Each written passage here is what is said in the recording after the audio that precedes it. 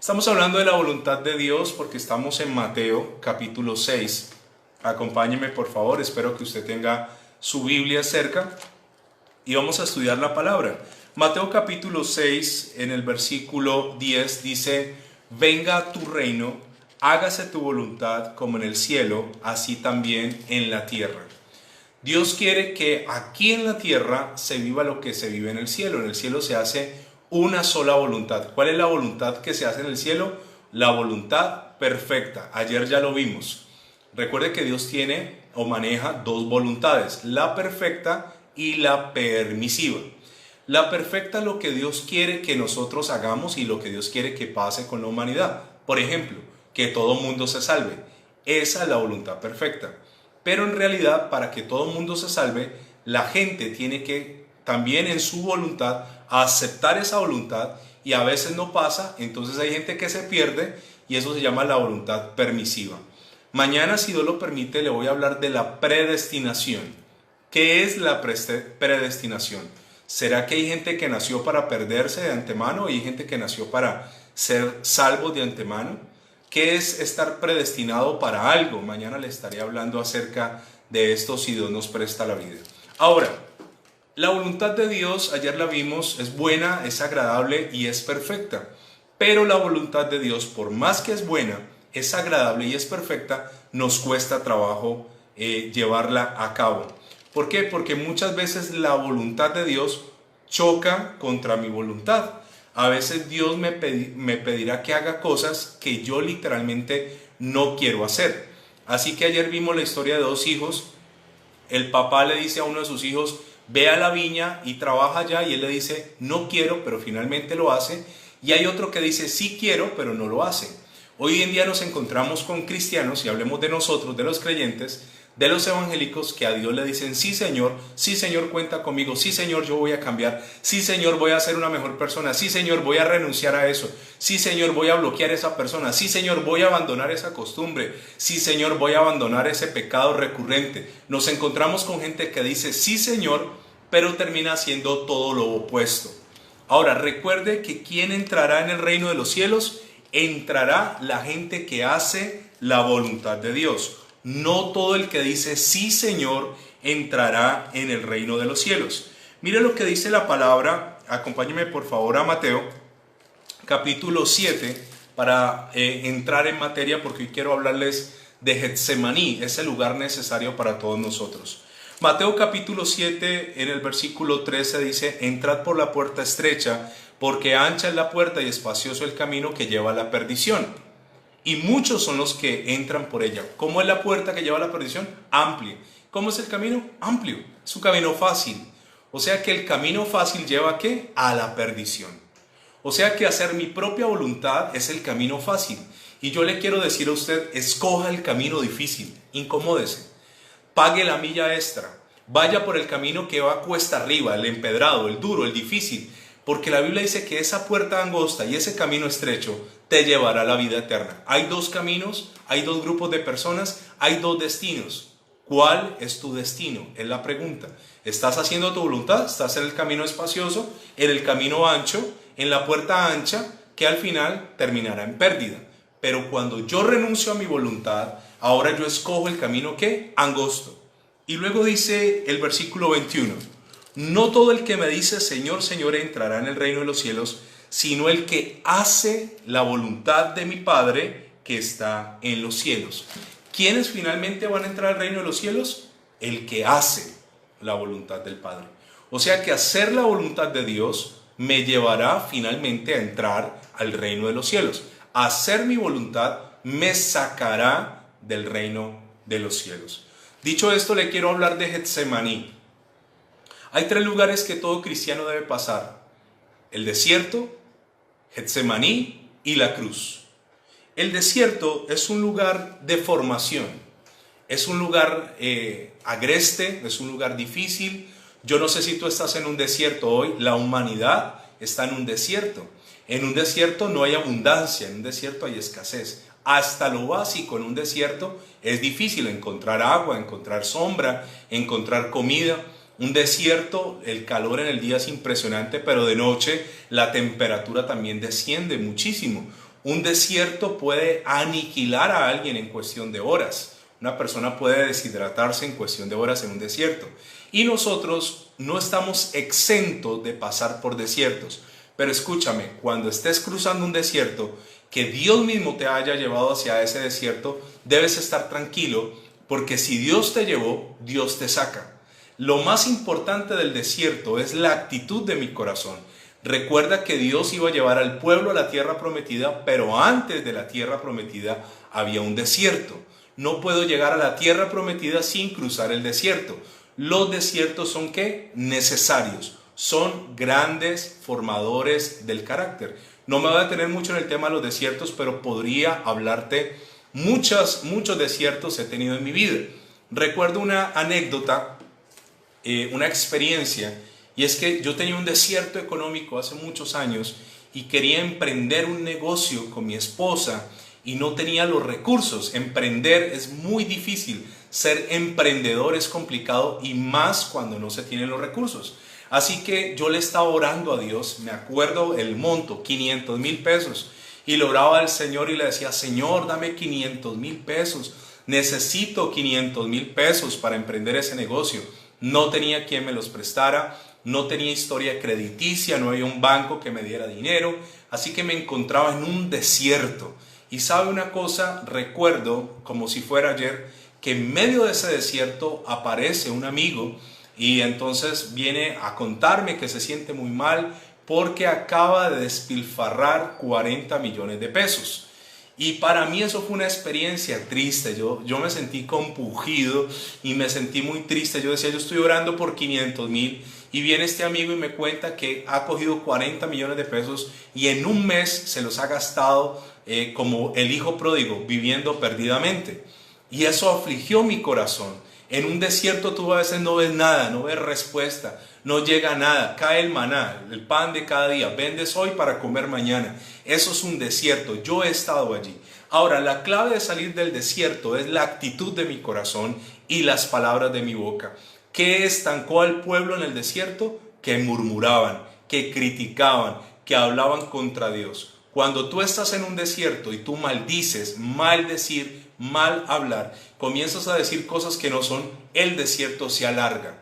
Yo he estado en desiertos que yo mismo he alargado por mi mala actitud, pero aprendí, y entonces cuando he estado en desiertos bendigo, agradezco, alabo. Recuerda que el desierto es una estación necesaria, tan necesaria que el Espíritu Santo llevó al Señor Jesús al desierto. O sea que nosotros podemos decir: Señor, que no me pase ningún desierto, que nunca tenga una escasez, que nunca tenga una necesidad. No estás orando correctamente, porque tarde o temprano llegarán los desiertos. La segunda estación que te quiero hablar hoy se llama Getsemaní. Getsemaní es un lugar donde vamos a tomar decisiones. ¿Qué significa Getsemaní?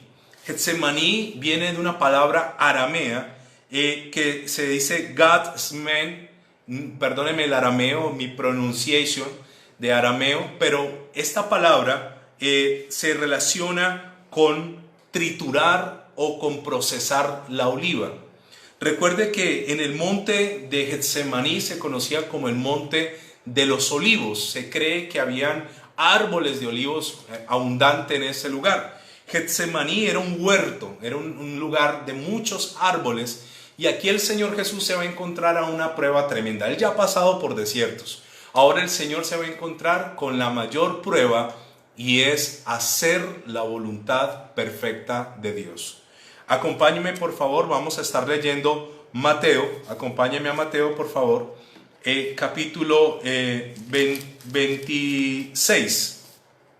Mateo capítulo 26, quiero leerle qué le va a ocurrir al Señor antes de ir a la cruz. Mateo capítulo 26 versículo 30 dice lo siguiente: y cuando hubieron cantado el himno, salieron al monte de los olivos. ¿Qué es lo primero que le quiero decir? Ellos adoraban, dice, cantaron un himno tan bonito que el Señor Jesús se reunía con sus discípulos y adoraban, cantaban. El mismo Señor Jesús cantaban himnos. Dice que cantaron un himno y ahí subieron al monte de los olivos. Ahora, Getsemaní también significa significa prensa o lagar, y seman significa aceite o significa óleo.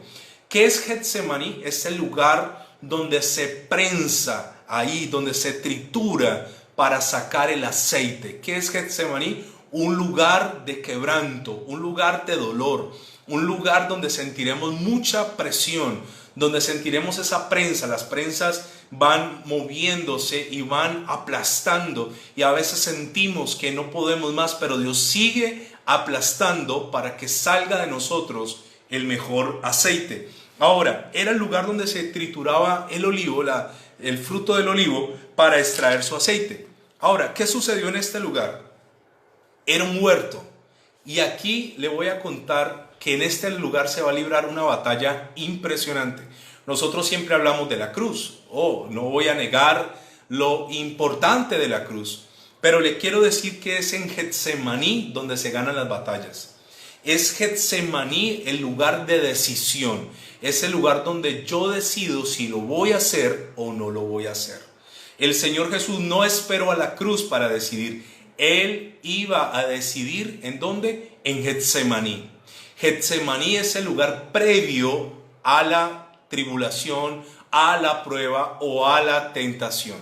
Ejemplo, estás en tu casa tranquilo, llevas un tiempo de cuarentena sin emborracharte, sin embriagarte, estás viendo la iglesia en casa y te llama algún amigo y te dice: hermano, vamos a reunirnos clandestinamente en la casa, unos amiguitos, vamos a tomar un poco de licor, van a venir unas amigas. Resulta y pasa que si esa persona dice: yo voy a ir a la reunión, pero no me voy a emborrachar, ya perdió.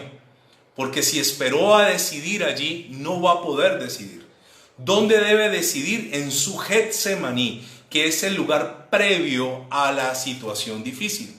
Getsemaní es el escenario donde Cristo luchó con Satanás. Allí Él comenzó a luchar con Satanás. Sabemos que en la cruz lo venció, pero la batalla con Satanás se libró en Getsemaní.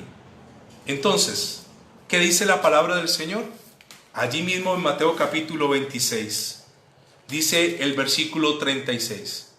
Entonces llegó Jesús con ellos a un lugar que se llama Getsemaní, y dijo a sus discípulos: sentaos aquí entre tanto que yo voy allí y oro. Les dijo: siéntense aquí, voy a ir a orar.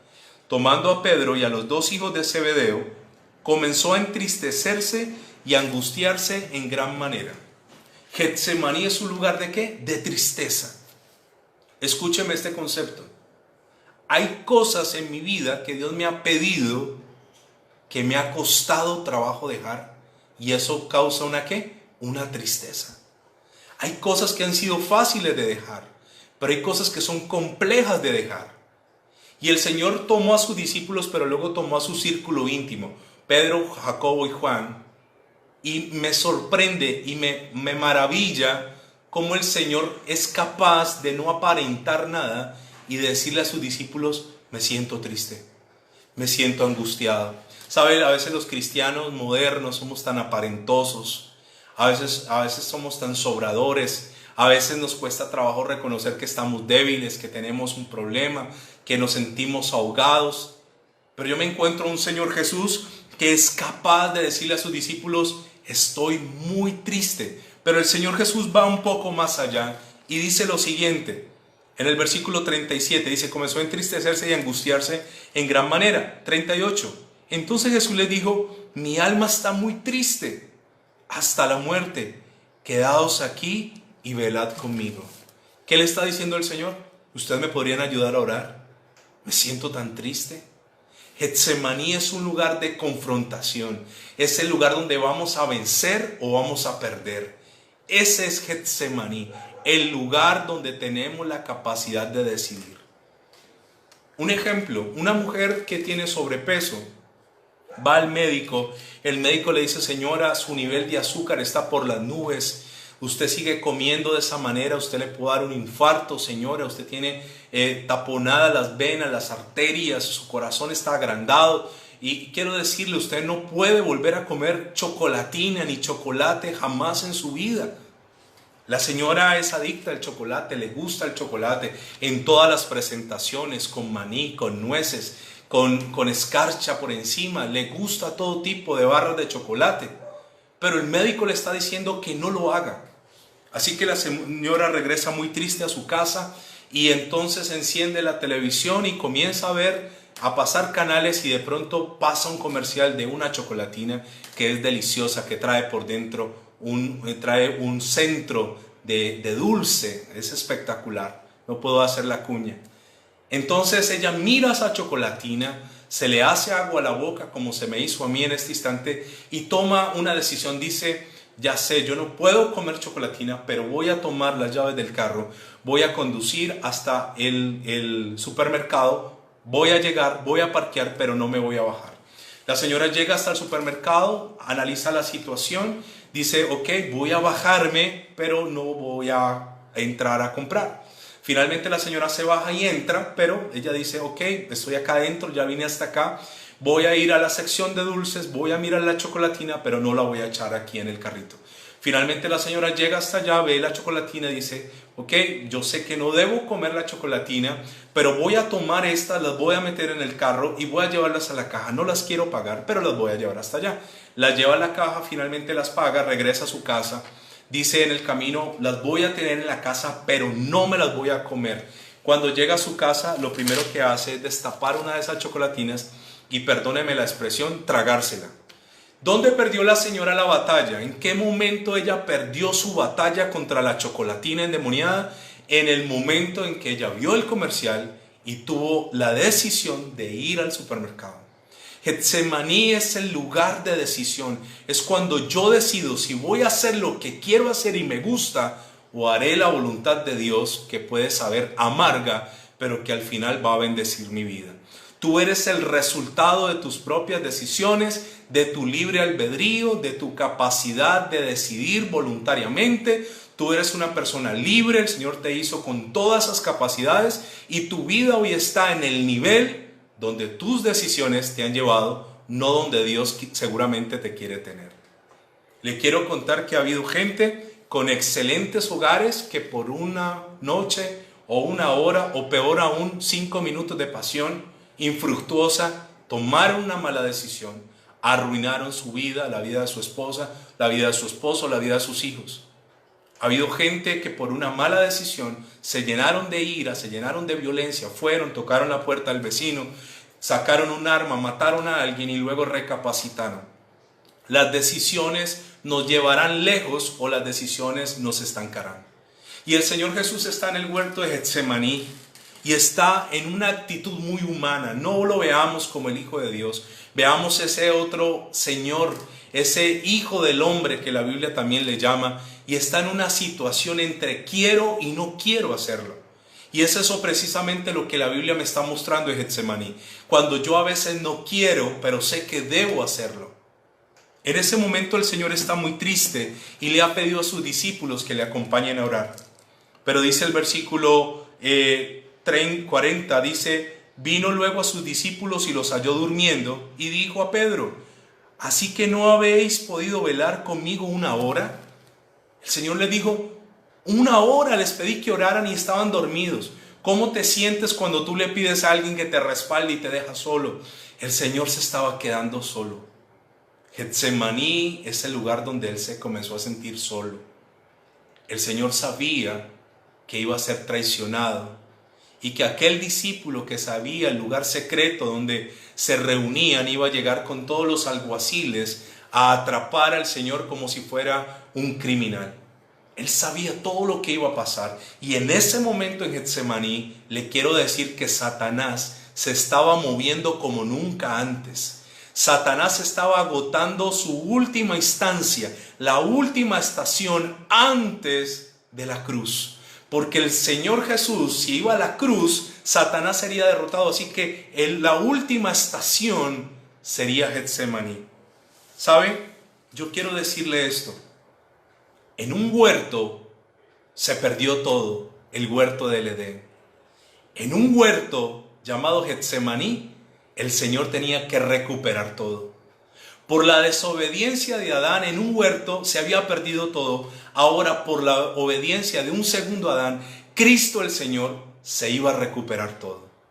Y el Señor tenía esa carga encima, y el Señor tenía ese peso de responsabilidad. Y yo te quiero decir esto: hacer la perfecta voluntad de Dios te ayudará a recuperar lo que incluso tus familiares, tus padres, tus abuelos perdieron. Hacer la voluntad de Dios te ayudará a recuperar lo que perdiste cuando estabas en el mundo. Hacer la voluntad de Dios te ayudará a recuperar aquello que habías dado por perdido. El Señor está librando una batalla en Getsemaní. Ahora, ¿qué ocurre aquí? El Señor se apoya en los discípulos. Y mire lo que dice la palabra del Señor. 41. Velad y orad para que no entréis en tentación. El espíritu de la verdad está dispuesto, pero la carne es débil. ¿Sabe? Yo le quiero leer este pasaje con los sinópticos. Recuerde que los sinópticos son los 3 evangelios, Mateo, Marcos y Lucas, que hablan de la misma historia desde diferentes ópticas. Cuando le dice que él se apartó de ellos, en Lucas capítulo 22, versículo 41 me dice: y se apartó de ellos a distancia de un tiro de piedra. El Señor no estaba tan lejos de ellos. Un tiro de piedra, cogían una piedra, la lanzaban, y por más fuerte que uno pueda lanzar una piedra, no avanza más de 100 metros. ¿A qué distancia estaba el Señor de los discípulos? 100 metros, una cuadra. Sin embargo, ellos, viendo a su maestro en un momento difícil, comenzaron a quedarse dormidos. Este sueño, el Señor luego revela y dice: velen y oren para que no entren en tentación. Algo espiritual estaba ocurriendo allí. En Getsemaní seguramente vas a ser muy atacado. En Getsemaní vendrá el tentador a decirte: hazlo, haz tu propio pan. Tú no necesitas de Dios, tú no necesitas que Dios te dé esa persona. Si Dios no te la da, consíguete otra. Fíjate en esa persona. Getsemaní es un lugar altamente difícil en cuanto a la tentación. Ahora, el Señor sigue orando y les pide a ellos que vuelvan a orar y que oren para que no entren en tentación. Y les dice: el espíritu está dispuesto. Hay una batalla entre el espíritu y la carne en Getsemaní. Cuando nosotros tenemos que decidir, la carne te dice: no, pero ¿cómo vas a dejar eso? Tan buenos momentos que nos ha generado eso. Tan buenos momentos que hemos pasado con eso. ¿Sabe una cosa? Que yo constantemente glorifico a Dios y no me avergüenzo. A mí el Señor me rescató de las drogas cuando yo era un adolescente. ¿Y sabe algo? Yo consumía a tal nivel que yo pensé que jamás saldría de eso. Y le quiero contar que una de las cosas, yo me entregué a Cristo, y una de las cosas que el Señor habló a mi corazón en medio de mi ignorancia de la palabra, yo no sabía orar, yo no entendía por qué se levantaban las manos, yo era sucio de boca, decía vulgaridades, era una persona tan opuesta. Y el Señor habló a mi corazón y me dijo: si quieres salir de eso, tendrás que renunciar a todo tu grupo de amigos, a todos aquellos con los que te reúnen, que te dan, que te patrocinan, que te auspician. Y sabe una cosa, yo le dije: Señor, ¿cómo me voy a quedar solo? ¿Cómo voy a estar solo, Señor? Y el Señor me dijo: te quedarás solo. Y recuerdo que esa voz interna que nos habla a todos, que a veces viene de parte de Dios, me habló y me dijo: te quedarás solo y aprenderás a ser obediente. ¿Sabe una cosa? Durante un periodo de 1 año me quedé absolutamente solo, sin amigos. Y me los encontraba en la calle. ¿Y vos qué te pasó? Y un día el Señor, en sus cosas que ahora me río, pero que fueron vergonzosas, un día yo iba con la Biblia debajo del brazo, iba para la iglesia, cuando me encontré con uno y con otro, y entonces uno me dijo: ¿cómo así te volviste evangélico? ¡Qué boleta, eres cristiano! Y me comenzaron a hacer bullying, y yo me sentí miserable y me sentí mal, y me fui a la iglesia muy triste, muy avergonzado. Y le decía: Señor, qué duro es esto, tener que estar un día encerrado en la casa, un viernes en la noche, un sábado en la noche, cuando antes yo era una persona nocturna. Y me quedé solo, porque hay momentos en Getsemaní donde Dios te dirá: te quedas solo, te quedas sola, pero es para tu bien, es para sanarte, es para llevarte a otro nivel, es para bendecirte, es para limpiarte. Y el Señor comienza a quedarse cada vez más solo. A los más cercanos los tenía un tiro de piedra y esos se habían quedado dormidos. Pero el Señor sigue hablando y les dice lo siguiente. Dice el versículo 42. Entonces otra vez se fue y oró por segunda vez diciendo: Padre mío, si no puede pasar de mí esta copa sin que yo la beba, hágase tu voluntad. ¿Qué le estaba diciendo el Señor Jesús al Padre? No habrá forma de pasar esto, papá. No habrá forma de no beber esta copa que me va a tocar tan dura. Esa parte humana. No, Jesús lo vemos a veces como el Jesús humano. Lo vemos como, no, es que todo le quedó fácil. Nada le quedó fácil. Él va y le dice: Padre, si es posible. ¿Sabe? En Marcos capítulo 14, 36 no se utiliza la palabra Padre, sino Abba. Abba, Padre, que es la palabra de un niño cuando está en su casa, le dice a su papá: Papito, ¿es posible pasar esta copa? ¿Es posible no beberla? ¿Sabe qué tenía que experimentar el Señor? Como hombre iba a experimentar dolor físico, iba a ser golpeado con violencia. La Biblia dice que a él le mesaron la barba. ¿Sabe qué es mesar la barba? Se la arrancaban. Él sabía eso. ¿Sabe? Le dieron tan duro, tan duro. Usted se imagina los verdugos romanos poseídos por demonios, el mismo Satanás en persona encargándose de aquel asunto, golpeando al Señor Jesús, rompiéndole su cara, rompiéndole su nariz. La Biblia dice que comenzaron a golpearlo la noche previa antes de llevarlo a la cruz, que cuando a él lo cuelgan en la cruz, por eso la Biblia dice: por su llaga hemos sido curados. Una llaga desde la cabeza hasta los pies. También iba a sentir la separación del Padre, porque tres son los que dan testimonio en el cielo: el Padre, el Verbo y el Espíritu Santo. Y estos tres son uno. Pero nunca él iba a vivir esa separación a menos que fuera la cruz. ¿Dónde ganó la cruz? En Getsemaní. Hay momentos de dolor en nuestra vida, profundo dolor. Te dolerá y llorarás y te quebrarás delante del Señor, pero después de la humillación vendrá la exaltación, porque el Señor Jesús fue obediente hasta la muerte y muerte de cruz. Por lo tanto, Dios lo exaltó hasta lo sumo y le dio un nombre que es sobre todo nombre, para que en el nombre de Jesús se doble toda rodilla a los que están en los cielos, en la tierra y debajo de la tierra, y toda lengua confiese que Jesucristo es el Señor.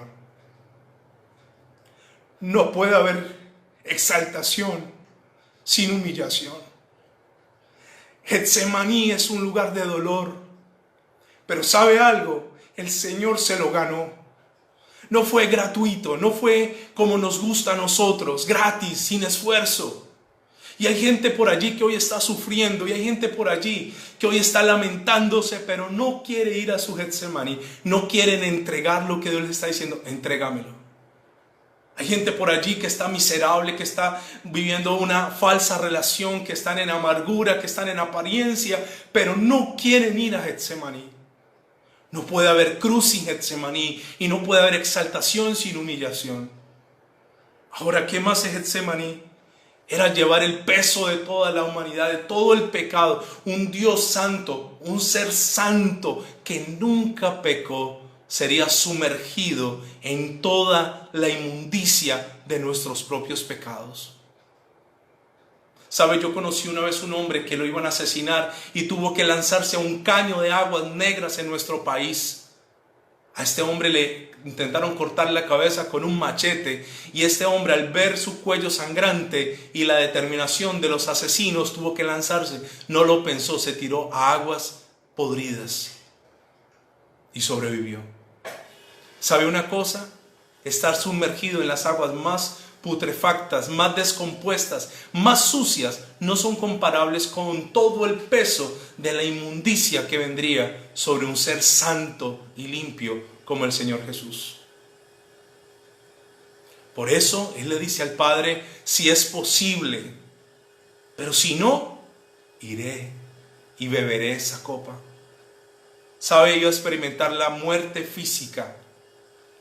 La Biblia dice que en el cielo el Señor Jesús se llamaba el Verbo, y la Biblia dice que por el Verbo fueran hechas todas las cosas. El que dio la vida iba a morir. ¿Sabe? Fue tan duro ese momento que Lucas, un sinóptico, dice, y se le apareció, Lucas 22:43 dice, y se le apareció un ángel del cielo para fortalecerle. Esto nos dice Lucas, que no nos dice Mateo ni Marcos. Fue tan duro que vino un ángel del cielo y le dijo el Señor, vamos para adelante, tú puedes, el Padre sabe que puedes. Y vino un ángel a consolar al Hijo de los hombres, al Verbo hecho carne. ¿Sabe? Lucas, que era el médico, también nos narra precisamente, y Lucas, en Lucas capítulo 22 dice que fue tanto el estrés que él comenzó a sudar gotas de sangre en Getsemaní y comenzaron a romperse vasos de su cuero cabelludo y su naturaleza humana estalló en angustia, en temor. Su sudor se mezcló con sangre. ¿Y sabe qué dice Lucas, que era médico? Esto se llama hematidrosis o hemotidrosis, que es cuando una persona está a punto de darle un derrame, paralizarse, y comienza por algún lado, revienta ese estrés. ¿Sabe? Mucha gente hoy se siente angustiada y el Señor vuelve a donde están sus discípulos. Y dice el versículo 43, vino otra vez y los halló durmiendo porque los ojos de ellos estaban cargados de sueño. O sea, Él ni siquiera tenía un grupo de intercesores. ¿Cómo los halló? Durmiendo. Mateo capítulo 26, versículo 40 dice que ellos estaban dormidos y no habían podido velar. Pero dice el versículo 44, y dejándolo se fue de nuevo y oró por tercera vez diciendo las mismas palabras. ¿Cuántas veces oró? 3. ¿Y qué oró? Papá, si es posible, no beberé, pero si es tu voluntad, lo haré. Le quiero decir algo más de Getsemaní. Getsemaní es el lugar donde se toma la decisión de ganar o de perder. Getsemaní es hoy cuarentena. Getsemaní es hoy aislamiento, confinamiento. Puede que esta sea la última oportunidad que Dios dé en tu vida para ponerte a cuentas con Él. No esperes a que nos den la salida, porque cuando nos den la salida la gente saldrá como loca, la gente saldrá desaforada, la gente saldrá desesperada. El que no logró ponerse a cuentas con Dios, rehacer su comunión con Dios, establecer su comunión, fortalecerse espiritualmente en el confinamiento, difícilmente lo hará después de lo que vendrá del COVID. Este es nuestro Getsemaní. Voy a decirte algo más. Getsemaní es el lugar para ser triturado, para que salga aceite. Estamos siendo triturados. Una persona que no ha sido triturada, que no ha sido molida, una persona que no ha sido procesada, no tiene unción. La unción la produce el quebranto. Yo quiero ser espiritual. Ve a Getsemaní. Allí el Padre te dirá lo que tendrás que dejar para tener esa unción. Finalmente quiero decirte algo más. Getsemaní significa el lugar donde yo le digo a Dios, no se haga mi voluntad, sino la tuya. ¿Qué significa Getsemaní? No se haga mi voluntad, sino la tuya. Libre albedrío es yo hago lo que yo quiero. Getsemaní es yo hago lo que Dios quiere, aunque me cueste. Para finalizar, Dios le dice a Abraham, trae a tu hijo, a tu único, a Isaac, y llévalo al monte que te voy a mostrar y allí lo matarás para mí. ¿Sabe cuál fue el Getsemaní de Abraham? 3 días de camino. ¿Por qué Dios no le dijo mátalo en el patio? Porque uno en un arranque va y lo hace. Pero eso no es obedecer. Dios no quiere manipularnos. Dios le dio la opción a Abraham. ¿Por qué usted cree que Dios no se lo dijo a Abraham y a Sara? Sara no había dejado llevarse a su hijito. Y yo creo que 3 días de camino para Abraham fue una tortura. Fue su Getsemaní. Pensar, reflexionar. Pero ¿por qué Dios me dio un hijo en mi vejez a los 100 años? Esperé más de 20 años por él y ahora me pide que lo mate. Pero Abraham estaba en todo su derecho de devolver sin no hacerlo. Pero donde Abraham no lo haga, no estaríamos seguramente nosotros acá. No hubiese sido llamado el Padre de la fe y en él no serían benditas todas las naciones de la tierra. Donde Abraham no haga eso y oculte a Isaac, no sé Dios a quién habría tenido que levantar. Abraham vivió su Getsemaní y lo superó. Seguramente en el camino Abraham iba pensando muchas cosas y dentro de esas cosas Abraham seguramente dijo: Padre, si es posible, pasa de mí esta copa, pero no sea como yo quiero, sino como tú quieres. Otro hombre procesado, José. José tuvo su Getsemaní cuando la mujer de su señor, del que lo había comprado, de Potifar, se le comenzó a ofrecer. Getsemaní es el lugar de decisión. Y esta mujer se le ofrecía a él y él tomó una decisión. Estoy lejos de mi tierra, lejos de mi parentela, lejos de mi papá, lejos de mis hermanos, pero estoy cerca de Dios. Y seguramente esos sueños que un día Dios me dio no se cumplirán, no se realizarán si yo cedo a la tentación. Ese fue su Getsemaní. También le quiero decir que Daniel vivió su Getsemaní. Cuando el rey prohíbe que se adore a Dios, él tuvo que haber pensado: ¿qué hago? Si adoro a Dios, me matan. Pero si no adoro a Dios, pierdo todo. Getsemaní es el lugar de la prueba y la decisión. Finalmente, Abraham obedeció y su hijo y sus descendientes fueron escritos en el libro de la vida. Abraham venció al obedecer, porque hacer la voluntad de Dios no siempre trae alegría, pero hacer la voluntad de Dios siempre traerá bendición. José tuvo su Getsemaní y venció. Finalmente se sienta al lado de Faraón y es honrado por Dios por haber pasado su Getsemaní. Daniel vio cómo pasó Ciro, Darío, Nabucodonosor, y aunque muchos reyes pasaron, Daniel permaneció por haber hecho la voluntad del Señor. En un huerto se perdió todo, el Edén. En otro huerto se ganó todo, Getsemaní. Por un hombre desobedecer se perdió todo. Por un hombre obedecer hasta lo sumo se ganó absolutamente todo. ¿Qué tal si le decimos al Señor en esta hora que nos ayude a obedecer en Getsemaní? Padre Celestial, yo te doy gracias porque tu palabra, Señor, es nuestro alimento. Porque tu palabra le da vida a mi ser. Tu palabra, Señor, me rejuvenece, me oxigena, me fortalece.